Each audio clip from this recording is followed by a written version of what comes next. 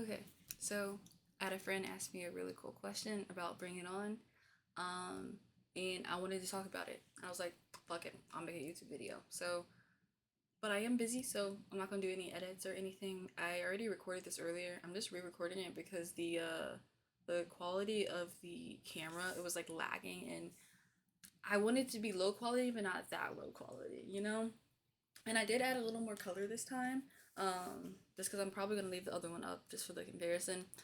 But I'm an overachiever in class. I usually really design things. I'm just a girl, okay? I'm just a girl. And so I could talk about Bring It On for years and years and years and years and years. But I'm going to try to stay on topic because this video does not need to be that long. Because again, this is off the dome. I told them I like scripted, but okay, I made the slides in like 25 minutes. So like I'm taking from a lot of previous knowledge, a lot of like love and heart I have in this class because this is a very serious topic to me. I'll explain that later. But I figured, you know what, first, let's just hop in there. And by hop in there, I just goddamn fucking closed Discord to play the message. Give me 1 second. Oh wait, it opened that quickly. Okay, okay, obedient. So yeah, let's listen to what the streets have to say. On further or something. It's the one where I love the movie so much and I think they're so good. But I don't know. I've been trying to talk to like other black people to be like, y'all, is this good or is this because it was written by a black woman? At least the last one was. So I don't know how much I'm allowed to like it because I really like it. But like I don't want to, like I grew up in the suburbs and shit. So Beautiful. Thank you, Chaos. If anyone else has any beautiful, helpful questions, send them my way, especially if they're on media, especially if the media involves a black person. This is what I do for fun. Like, this is my little shits and giggles. Um, but I thought that there's really two fundamental parts of that question, or like components when you ask, like, is Bring It On good? And he mentioned, he asked other black people. And the reason why he's asking other black people is because he grew up in the suburbs. And so suburbs here is a kind of qualifier of class because this movie revolves around class itself too. You have the rich white girl who eventually, after her dad like gets fired or demoted, has to switch schools and also like schools inherently, and that class disparity because there is like a kind of one of the driving conflicts throughout the movie, and so because of that I thought an intersectional perspective might be best. So like, what is the actual question we're asking? So how does the depicted population feel about this movie? He asks, how are people in black, or how are black people in different situations, how are they feeling about this?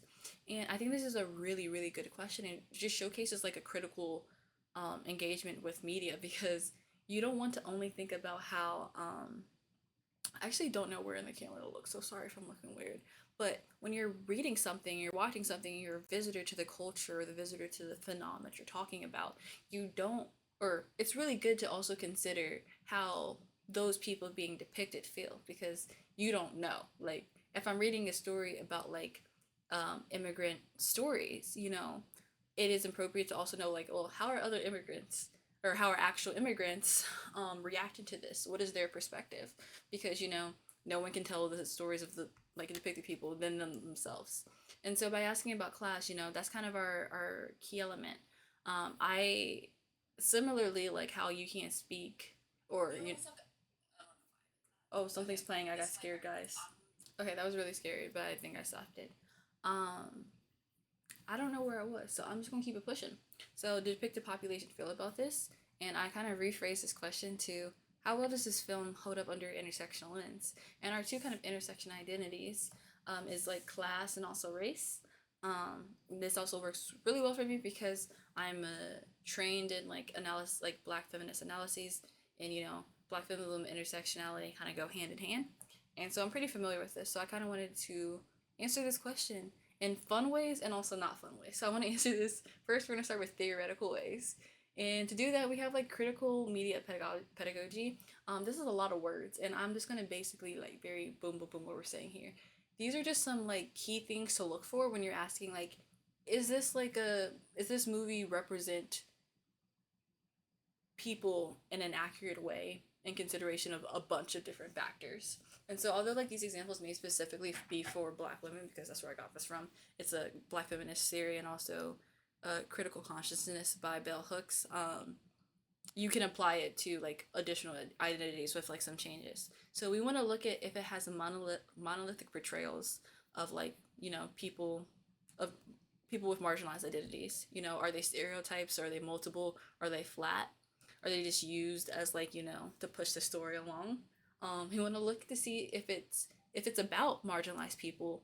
Does it center them? Do we learn it from them, or are we like following um or are we learning our information from a member of a non-communal member, aka like if you're a white journalist and you want to learn about racism, do you a ask people, or do you b decide to go to 7 different cities in blackface and see how you're treated when you pretend to be a homeless person on public transportation? Most sane people will pick A, but if you're like that one guy who picked B, then you're not really centering these perspectives. um I'll get to the other ones later, but they're just further things to look at. But those first two really say enough for what we're doing right here. So, in the fun way I'm considering this, I want to think about the entire movie, Bring It On as a whole, the different movies. I love Bring It On. My sisters were cheer captains, and apologies if I slip into a southern accent. I was listening to Daddy Lesson by Beyonce, and and I have really bad like language convergence where like or I'm picking it up and I can't really control it, but I just like heard that like draw and I was just like, why do you sound like that? Anyway, so one thing about the Bring It On. So Bring It On is a cheer anthology. The first one was in 2000, and the first movie was released in theaters. Someone was positive. The rest of them weren't. No shade, just facts. Um, and the first one follows nope, I'm not gonna get into that right now. But what's important is that the first one did really, really good. The second one did not great. Like it really like people weren't buying those DVDs, I guess, because again, I don't know how this was released. I have not watched that in years. I've maybe watched it once or twice overall. It's not really important other than for this actual thingy. And then these are where the rest of them happen. So when people talk about Bring It On, they're talking about Bring It On 3, 4, and 5. But Bring It On Again is relevant only for this presentation. Oh, there's also these, but I'm not gonna waste your time talking about this shit show. Like this isn't real life. This is not a part of the Bring It On canonical universe. Thank you. Anyway, so like, as a general trend with Bring It On's beautiful, brilliant concept, brilliant like good budget, good like acting, decent script, and then it just goes down over time. And we're kind of gonna talk about that. We're gonna talk about like how we got to the third movie because Chaos Light really only asked about the third movie specifically. But how we got from the third movie, and even if you think about it, the third to the fifth movie, because fun fact, the third and the fifth movies have the same plot, just reversed. So instead of a white person, like being demoted in class, like going below their class into a multiracial environment, we have the Hispanic character Christina Miliano, I don't know, going into leaving her class, like class traitory, and like joining, like going to like a really wealthy and like suburban area around white people. So like it's like the difference, and similar to this pattern of good to bad, it also becomes a lot worse. Where's my laser pointer? It becomes a lot worse. Like it's like if people watch the Bring It On All or Nothing, it's like how can I make this worse? Like it wasn't racist enough. Let me add this instead, and that's how they made Fight to the Finish. So that's the general 10. And I do love Bring It On, and because I love Bring It On, I also, although it's not super relevant, I wanted to give you my titles for other Bring It On movies. I'm not even gonna explain them. I'm just gonna present them. So you have Bring It On, Gotta Up the Eddie, subheader, low stakes, high rewards, and a little microaggression to swallow it down. It didn't mean to say follow. It meant to say swallow it down. Yeah, gotta up the ante. My next one would be Bring It On, Together Forever, and this is U.S. race relationships, a timeline told by Bring It On movies. Bring It On, Appropriate is not my fave. This is my favorite, and this is Cinema as Critical Engagement 101, Culture Appropriation in the first Bring It On movie. Last one, Oh, I forgot about this. Oh, One for All, aka Bring It On One for All, aka sorry, I don't speak Taco Bell, Losers. aka Tráelo. I don't speak Taco Bell menu, so what does that mean? Bring it.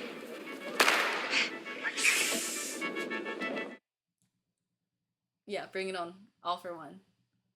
No notes. Okay, cool. So let's get into our analysis. And to understand Bring It On All or Nothing as an intersectional film, we need to start with Bring It On One. And so Bring It On One, great success. I'm not going to talk too much about the plot just because not super relevant in this video, but I guess the key facts is that you have Torrance, and when she becomes captain, she finds out that her previous captain was stealing all their routines from them. Like she was going to the hood with the recorder and, you know, stealing the routines and then doing it. And this happened because of a lot of systemic things at place. One, they couldn't compete. Two, like they couldn't compete too. They were winning awards, so like they were being rewarded for their efforts and like other things. And so the movie is just like, what does she do? Does she keep going? Does she change it? How does she kind of navigate that? Really fun movie. I could write so many papers on this, and one day I will. One day I fucking will. But I really love this movie. But or not but pre-reception, so like, you know how before movies release they have like people do reviews or whatever. During those reviews they were like, we really like the Toros, like, or the Clovers, we think that they are very interesting, we should talk more about them. And because of this, they ended up actually, the film company, because they had already wrapped, they ended up having these girls come back out and film like a couple of other videos, like random scripts, to make it seem like they had a bigger part. So they added it to the trailer. So the trailer padded out actually and had more like clips that are not in the movies at all of the Clovers, because that's what the audience said. And so that was kind of the reception after the movie too, where they're like, damn, this was really good, we wish there was more Clovers. And there's gonna be some irrelevant things here, but yeah. So I wanted to bring this up to how it centers and prioritizes marginalized perspectives and experiences. You know, this is where it doesn't do that at, because you know people were really interested in like the coming up story of this, but this movie just didn't have it, which isn't necessarily like a terrible thing. You know, that's just like, you know, what people are kind of looking for, and not just being like a side character, because they were only in the movie about 15%, which you wouldn't guess because like this is one of the main promotional pieces, and it's like 50-50. You would think it's an equal competition between those two, but let's say between these two, but like the Clovers are only in there, like I said, 15% of the movie, so it's like, you know, a little false advertising. And so they understand how important like having this marginalized perspective was. But they did not understand the prioritizing parts. It's like centers, like, oh, centers means when you have a black character, and it's like, no, not particularly. Um, and so here we have they did Bring It On again, and the second movie flopped. Like that's really the main point. That's why it's relevant, is that it did terrible. They did have like a black character, main character, whatever. They're like, this is when diversity. Diversity is when you have another black character. And surprise, surprise, that's not what diversity is. Like, anyways, yeah. So that's what happened with Bring It On 2, and that brings us finally to. Oh, hold on. Break. That was useless. That brings us into like our try over, which is, this is that critical misunderstanding of what this point means to center and prioritize marginalized perspective. It's a repeated power like problem that just gets worse with each movie. And so you get it with this one, they're like, oh, we need a second main character that's black, you know? And that didn't work, and so they're like, what do we do next? And that's why if I would title this alternate video, if this was longer, I would title it Bring It On, Not Fast, Not Furious, which is how to continually fail at understanding what part of your franchise works or is enjoyable. Unlike Fast and Furious, because per se of what the content themselves are, Fast and Furious like audience members are like their key like target repeated demographic enjoy their movies each time because they know what works and they actually are understanding like what makes them at least enjoyable if not good. I cannot say the same for Bring It On, which gets us into All or Nothing. So in All or Nothing we have a similar, I mean I guess similar because they're black and there's like class dynamics, but in Bring It On, when you're approaching these hold on, let me pause real quick.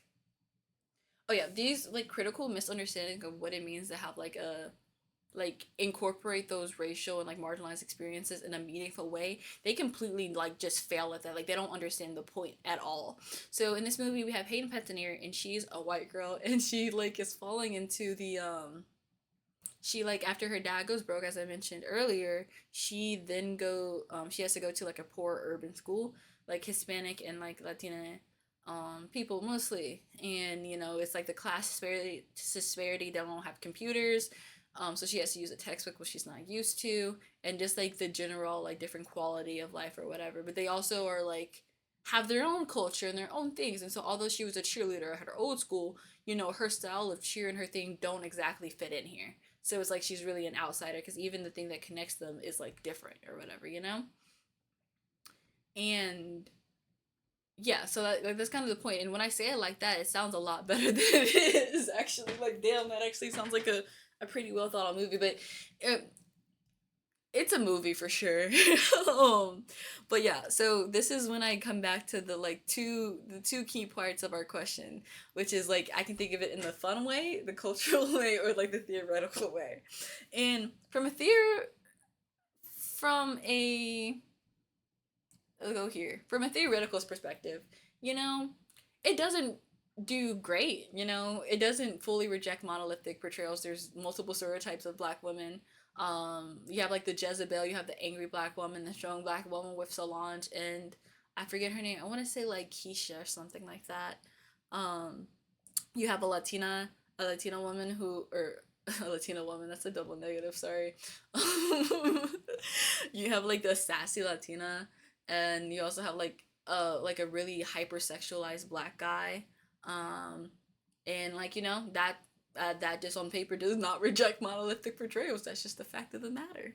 But it does critique existing social norms, societal norms. That's a big part of like Act 2 and 3, as they are working together, or as they like are in the competition. They are actively like fighting against the rules and the like kind of heavy structure of, you know, the cheer competition that like really benefits the white team but not as much their team.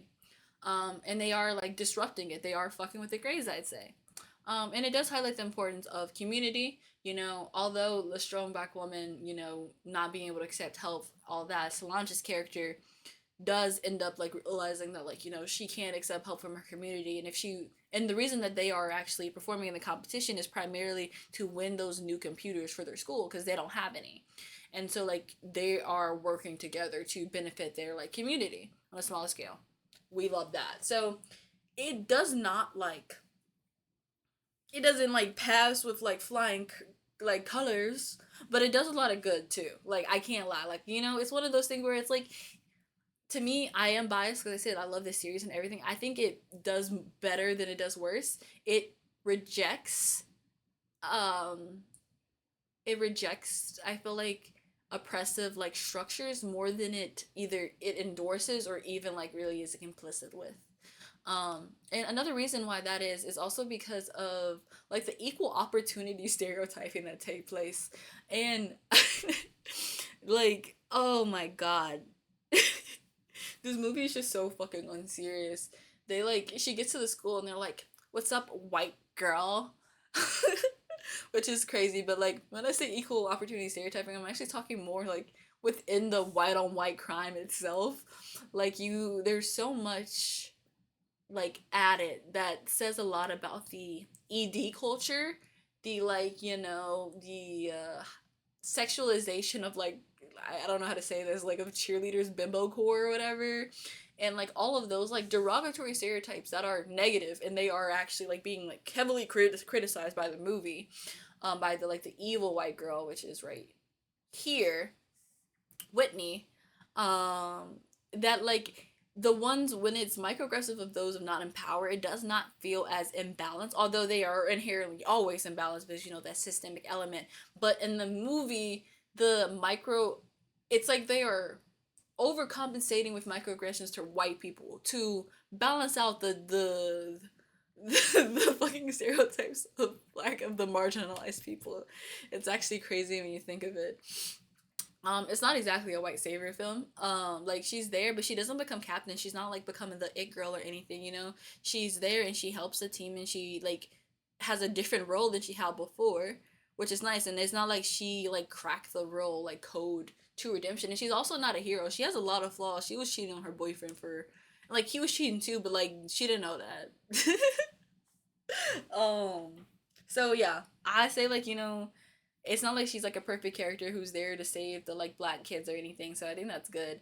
I think like the biggest crime is that the writers just probably weren't smart enough to figure out how to incorporate like more black voices and black experiences without like they weren't able they just don't have a lot of nuanced thoughts. I don't think they think we have to do this a plus b c, but that's also because of the budget decreases, because again this the first movie was in a theater and this was after the second one didn't do well, so they didn't know if this one was going to do well, you know. So there are all of these other things to consider, but for me I would say like, you know, it stands up fine against the intersectional perspective. It's not an intersectional movie, but like it is not grossly oppressive or like, you know, really supporting those structures that make the movie not enjoyable. Now, I also want to ask this question in a cultural way. Like, you know, because although I say I can't speak for the people, I will be a voice of the streets. I'll tell you what the streets are saying in my opinion. And the streets are saying they fuck with this movie. They fuck with this movie heavy. First of all, I would say 80% of all black girls who have a Pinterest account, they have to have had this Isaacs picture or another Clover's image in their board. Like I would literally bet money, bet my like, but honestly, bet like 2% of my life on that. Not too much though, just in case, because I'm not a strong gambler. I don't like to gamble that much, but 2% of the life I can do. I'd bet 2% of the life on this shit. I forgot the point. Oh yeah, I love this bitch Isis. I love her down. And it is very iconic. All the Bring It Ons, but Bring It On 2 is very, very iconic because I feel like maybe it's the Gen Z millennial, like that, like kind of like late, the cusp when they overlap. This movie was just shown on networks a lot more than like the first ones or even like the later ones. Like I feel like I saw this one like on MTV, maybe because Rihanna's in there, more. And like this movie is constantly getting referenced, and then like every like 10 months on the Twitter TL, somebody will remember the crunk scene when he's all like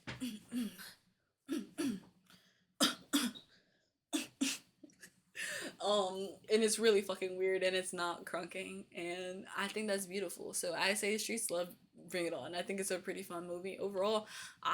I'm pretty pro Bring It On. The worse the longer they go on, the worse they get. As seen with the final movie fight to the finish, where she says, sorry, I don't speak Taco Bell menu." Why, like, it just is, it's so unserious. But I say for the first and the three, I would call those actually good movies. The other two, I'm like on the fence about. But for one and three, I would say it's a good movie. I like it a lot. I think it's fun. It feels there's a lot of cultural references to me, like the Shibuya chant. You know, you had that with like Sexy Red's one song or whatever. But like just like that type of like sing song, making up rhymes or bars, just feel very, you know, nostalgic, and also like, you know, feel very culturally like, you know, relevant to me. So I say streets fuck with this. Um, but yeah, I don't know what's going pom pom pom pom pom, but I think I'll end it there. I feel like that was pretty complete. It doesn't seem like I was yapping for too long, so we did it. Like, yay! Thanks. Bye.